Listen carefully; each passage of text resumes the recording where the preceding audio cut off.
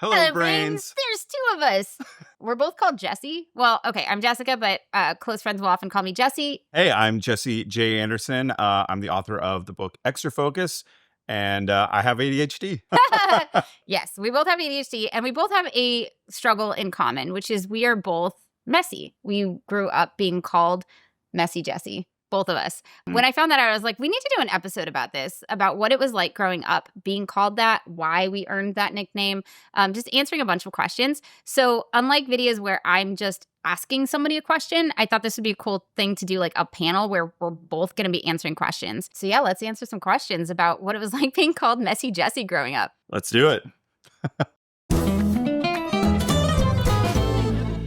What earned you the nickname Messy Jessie? How I earned the nickname was I was a mess a lot of the time. So my mom would get me ready in the morning and drop me off at school, and my dad would pick me up from school. And my dad would pick me up from school, and like my hair would be disheveled, and like I'd have, like I had forgotten my jacket, and just like I was a disaster, like dirt on my face. And my dad would be like, "Why did you send her to school like that?" Mom would be like, "Yeah, I didn't. She did that to herself." So, I got the message that like I did this to myself, right? Like I'm messy, and it's like something that I shouldn't be, and that I could be different if I wanted to, but like it almost got treated like it was a choice. But Yeah. I don't actually know where I got the nickname in the first place, but I do know this. At one point I went back to my mom and I was like, yeah, I know I had this nickname growing up, like Messy Jessie, but like it was actually kind of hurtful. Do you know who gave it to me? And she goes, oh, I did. Like my mom gave me the nickname Messy Jessie. Yeah, I mean, it's interesting you say somebody specifically gave you the name. I felt like it was just such an easy rhyme, and I was so obviously a mess that it would come from all sorts of different people that would come up with it. They always thought they were so clever to call me Messy Jessie at jobs. I would have like bosses that would be like, oh, there's Messy Jessie late with his, sloppy expense reports or whatever it was. And it just sort of like stayed with me for a long time because the messiness, it didn't go away. It is part of who I am. I function best kind of with a bit of a mess. So that nickname just sort of kind of stayed with me for a long time because of that. Yeah. How did you feel about it? Not great. I was undiagnosed, so I didn't know about ADHD.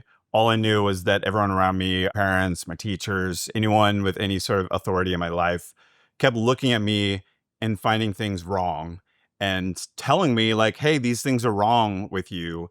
And me not knowing what to do with that. I'm just a kid trying to figure out I'm trying to be a good, good son, a good kid, a good student and all of that.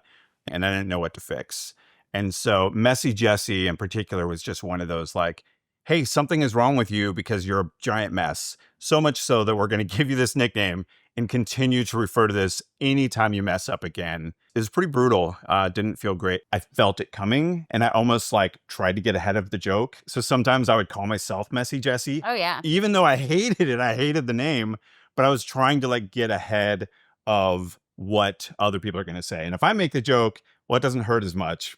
It still hurts, but it doesn't hurt as much as if someone else said it. I definitely leaned into it somewhat for that reason. I felt like I didn't take myself very seriously, partly because I was always a mess. Like, it's really hard to feel on top of things or like you've got your stuff together or deserving of respect when your place looks like it does, right? Like, if somebody wanted a ride home, like I didn't ever, okay, I feel like you get if somebody needed a ride home, my decision was never based on like how inconvenient it would be for me to take them home. How many minutes is it going to take to clear out the passenger seat? Yes. And how much embarrassment am I willing to suffer to take this person home? If I could do it like real quick, like then okay, yeah, you can have a ride. If it was going to take me a while and they were just going to be standing there judging me on the sidewalk, no, you can't have a ride home. I'm busy. Like, right. I have some other thing I'm going to, or you'd make up some excuse to be like, I can't tell you that the reason is just that I'm Messy Jessie. Yeah. Like it felt isolating that I was this way and everybody else seemed to be able to organize their stuff and I couldn't. Yeah, that isolating, I think, is a big part of it. Other people would have a mess occasionally, but they didn't get the nickname. Jessie got the nickname for being Messy Jessie. I had a situation where I had a teacher that literally would make an example of me when my desk got messy. I don't know if they even do this anymore, but when I was going to school, we had desks that had like a lift top thing, and there was like an area inside where you could put your books and papers, and it was a mess. It was just like a giant kind of like, everything was just like disorganized in there. I kind of knew how to navigate it, but it was not organized. And my teacher would get so mad at how messy my desk was that he would come up with creative ways to basically shame me in front of the class. And so a couple of things he did. One day he brought a shovel into class and literally shoveled out my desk in front of the other kids and then made me clean it up and organize it because it was such a mess.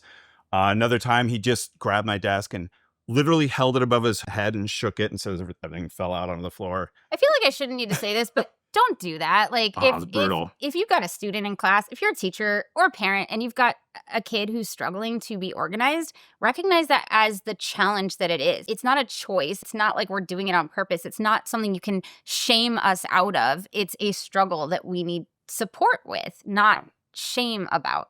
Do you have any stories about hiding the mess? I did the whirlwind cleanup a lot of the time if people were coming over. You know it. You know Oh, what I'm yeah. talking Oh, about. yeah. Very familiar. So sometimes I would end up finding things like weeks later in really weird places. Like I would find like a dinner plate with like complete with the cutlery like shoved under my bed. Cuz I'm like, "Oh shoot, somebody's coming over. Like I don't want the place to be a mess." Part of it is when you have ADHD, you're forgetful and you don't realize that you set something down when you set it down, and that's how we like find our keys in the fridge. But sometimes we find things in really weird places because we shoved it there in a panic. When I was growing up, I had a bunk bed that I used to share with my brother. And then when I got a little bit older, I moved to my own room, but I kept the bunk bed. And I slept on the bottom bunk, and the top bunk very quickly became the place where I could hide the mess because I didn't want to actually clean stuff up. You know, when Messy Jessie cleans, he just moves. He moves things around. From ground level, you couldn't see what was up there until I made the mistake one time cleaning my room. It got too high.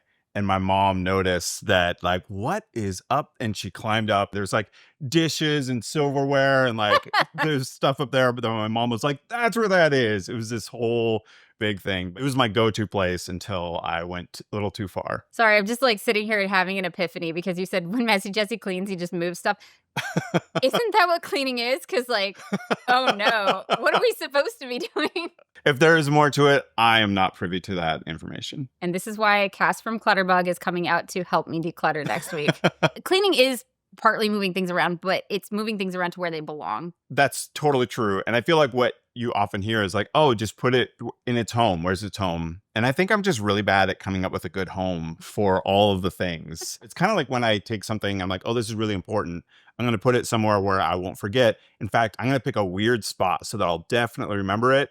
And what was that weird spot? I knew that I was going to remember it, and it's gone forever. One of the things that Cass told me when she saw my walkthrough is like, yeah, if you had a home that was twice as big, you would still have too much stuff. And I don't think that I realized that. So I think that's part of it is just like having trouble estimating how many things can fit in a space. In my head, I kind of have like 4 or 5 go-to like homes where I put things, and I have way more stuff than can actually fit in those places. We have like a desk in our living room, and I kind of have like one little area that's supposed to be where I can put my stuff. And then like one thing will go above. There's like a little drawer where it can go, and then there's a spot above, and I'll put one thing up there and then 2 things. And right now there's probably 27 things up in that spot. It's just like it grows. I don't come up with a new home for things, and I keep getting new stuff because I love the novelty of a new Amazon box showing up. Yeah. And it's a problem. Yeah. Any advantages to being messy? Oh, I definitely think there are advantages to being messy, and I didn't know it at the time, but now I can appreciate it. I've heard that people who write have a really hard time with the blank page and like the pressure of like putting a word on the page, and I'm like, you do? Like I just dump things out. Like I just brained up like everything, all the chaos in my head, I just dump it out on paper, and then from there I can write. And so there's an advantage to being messy, which is that you're comfortable with the mess. And there are a lot of things in life that require a mess. Even organizing requires a mess on some level. Like you have to be willing to like open the closet and get all the things out and have it be messy. And if you're not comfortable with the mess, that can be really difficult. And it's not for me. Like I'm comfortable with the mess. I'm comfortable with other people's verbal mess. If other people verbally process, I have no problem following.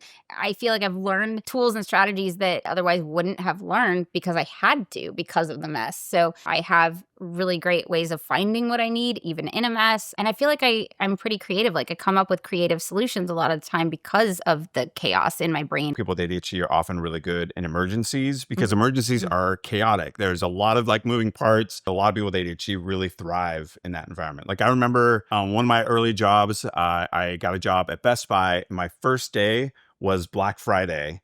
And it was like the day that they were giving away TVs. This is back when Black Friday was wild.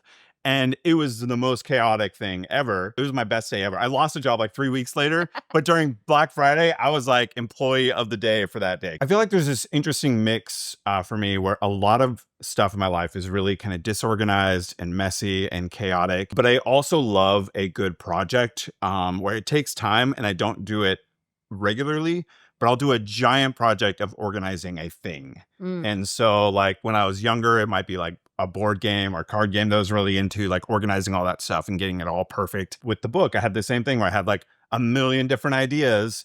And then I would be like, okay, let's get everything, like put everything on index cards and lay it out. And I had this like giant mess of index cards where I was taking this mess of ideas and then just starting to organize it like, okay, this and this match up here. And that would actually go really good into this part.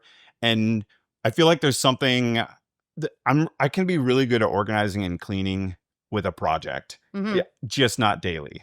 What type of support isn't helpful? People cleaning for me is not helpful That's because the worst. then I don't know where things are and I will create quite a bit of a mess looking for them. If someone cleans up my mess for me, the first thing I'm going to do is rebuild the mess because I can't find stuff. There's the idea of like a memory palace. And I feel like I have that, but it's not in my head. It's on my desk. It's just like a little memory palace on my desk where I kind of know where things are. I think the problem isn't even so much that I don't know where this thing is. It's I don't know where the important thing is that was next to the coffee cup. And I knew it was really important. And now I don't even know what it is to look for. I completely relate to that. It's kind of like if you're trying to drive to the store, but they rearrange the streets. Right. I don't know how to get to the store anymore. Helping with them, that can be really helpful. Or like body doubling. Growing up, the only time I ever got my room clean was when my mom finally figured out like, hey, when he has friends over, that's when I should make him clean his room. Because then they're going to hang out in there and just chat and he'll clean some stuff up while he's chatting with his friend. And that is what is effective for me when I'm body doubling. I can actually get stuff done. It's so helpful. If you guys don't know what body doubling is, we have a video about it here. The cost of the mess. What has it cost you? So I don't know if everybody knows this, but checks often have expiration dates on it. Yeah. They expire after 90 days or 180 days. The other thing that happens when you notice like a check that has expired, now there's all the stuff I don't like to do, like making phone calls and admitting that, hey, this check you sent me, I forgot to cash it because it was buried in my mail pile. And I've left probably thousands of dollars on the table from checks that I forgot about. Sometimes expired years ago. Like I find I'm like, this was 3 years ago. It's real money that would have been really helpful. And I just lost it in the mail and forgot about it. And that's like a very direct financial cost. And I felt too embarrassed to ever get it reissued or whatever. And I just lost out on that money. Yeah, because it's such a reasonable amount of time, right? Like 180 days. Like Right. really you couldn't cash it within 180 Yeah. days. And like then I'm like, I don't even know if they have the money still. Like I don't know. Right. Yeah. I've lost out on stuff like that too. But also like opportunities. Yeah. So once I got a fix-it ticket and like I fixed the tire or the window or whatever I needed to fix, but like then I lost the ticket, which meant I didn't have the reminder that I needed to then take it to the courthouse and show them that I fixed the thing. And so I had the opportunity to have my first real adult job ever. I was going to be hired by this copier company. I was going to sell copiers, which I was very excited about. I was going to have my own desk and a company car and all these things. And they ran a background check and I'm squeaky clean. So I'm like, and then the background check came back that I had a suspended license because I hadn't gotten that fix-it ticket fixed. Oh, man. Because I didn't know where it was. Sure that a lot of people lose jobs because they're messy at work. How has struggling with messiness impacted your partner? And how do you make it work? I just found a partner who is as messy as I was, which is good and bad. Yeah, I was like, life hack, sort of. Sort of. There's much less judgment, but also our house is way messier than it would be otherwise. I knew that he was messy. So when I came out, I was just like, I will just ask one thing, clear walkways. That's my like minimum standard of living is like the walkways need to be clear because otherwise I will be in a hurry and I will trip over something and I will like die. So clear walkways. Like before I had a baby, it was like me going clear walkways, like making sure that he was clearing the walkways. And now it's him going clear walkways. But also like it stresses him out because I have to have housekeepers come every once in a while to help me do like a reset or it just gets too overwhelming for me. But he has ADHD, so he's also autistic and also has ADHD, and things get moved around when the cleaners come. And so it's very, very stressful for him. It's one of those things where it's like, well, we can't do this ourselves, but also it's stressful to have somebody come in and help us. Yeah. So like, I don't know what to do. But thankfully, we have things that help us have a positive relationship regardless of the mess. Like paired. ADHDers tend to hyper-focus at the beginning of a relationship, and then later on, we're hyper-focused on other things. So it's really important for us to have tools to support us in refocusing on our partner and taking care of our relationship, which the Paired app does beautifully. There are questions, quizzes, games. Very importantly, streaks. My partner is on 100 and something day streak at this point. Woo! 121. Ooh, there's a new feature, answer depth, and it tells you, can you elaborate more? So if I do like a really short answer, that's not going to be as connecting, right? We want to elaborate. We want to talk more deeply with each other. And so it's really rewarding. There's this little bar that tells you how deep your answer is and when you've done good, which is nice. It's really nice, actually. It's very motivating. This week has just been really busy. We've been apart a lot, and it's been really nice to stay connected, especially because being neurodivergent does present challenges in a relationship. Being messy being one of them. Click my link below to get a 7-day free trial and 25% off Paired Premium so you can maintain and deepen your connection with your partner. It's kind of a miracle that my wife married me because she saw where I was living before we got married. And I had a roommate at the time, and our apartment was a disaster. In the kitchen, we had an area that we called Can City because it was all the like leftover soda cans that we just left out. You're naming your piles. I Yeah, appreciate we were that. literally naming the piles of mess. So it was bad from the start. She knew what she was getting into. She feels this pressure to maintain our house in a certain way, so that if people come over, that things are not looking like we have 27 things for this one spot in the house. So What I'm hearing is we're just both really good at Tetris, oh, I'm so good at Tetris. right? I love Tetris. I would say that's a constant struggle that we're talking about a lot because my messes grow, and then she wants me to clean up. And then it's hard for me to clean up because I don't have anywhere for the things to go. And I'm such a visual person. There's a lot of those things I want to leave out in the open. So it's definitely something that has affected our relationship because it comes up from time to time. If I didn't have these clutter piles that I was dealing with, we would have less arguments. I'm curious how that conversation goes. Like, one of the things that our therapist brought up was about how some arguments are never going to be solved. If you're lucky enough to be married for 50 years, in 50 years, you're probably still going to be arguing about some of those things. Like those are going to stick with you. But it's about trying to figure out how you can navigate and finding compromise. And so for me, a lot of times what that is those sprints. We're actually hosting people. And so I'll do a sprint of cleaning up those 3 specific areas that are really bad. what helped you get to this level of self-acceptance? I think the thing that helped me gain the greatest self-acceptance around this is meeting other people with the same struggle. Yes. Be able to talk openly about it, which is what we're doing here and what we're hoping that this will do for you as well. Understanding why we struggle with it was also helpful, like just reading the research papers and knowing that this is like a legitimate thing that people with ADHD tend to struggle with. Yeah. And also, I mean, the fact that there are great resources like that shows that the problem isn't just me. Whereas growing up, it felt like it was just me. When I found about ADHD, it was just like such a light bulb moment of explaining so many things in my life. And that really helped me to reckon with what I used to feel shame for. And then, I don't know, like every romantic comedy ever, I feel like there's like a girl or a woman that's like, yeah, I can't find anything. And anyway, I'm deserving of love. So like that also helps. Most recently, I have felt so vindicated because I have a baby now. And do you know what's important for babies? Messy time sensory play. And I'm like, I got this. We were working with a feeding specialist. She's like, yeah, I prefer that they don't even use bibs.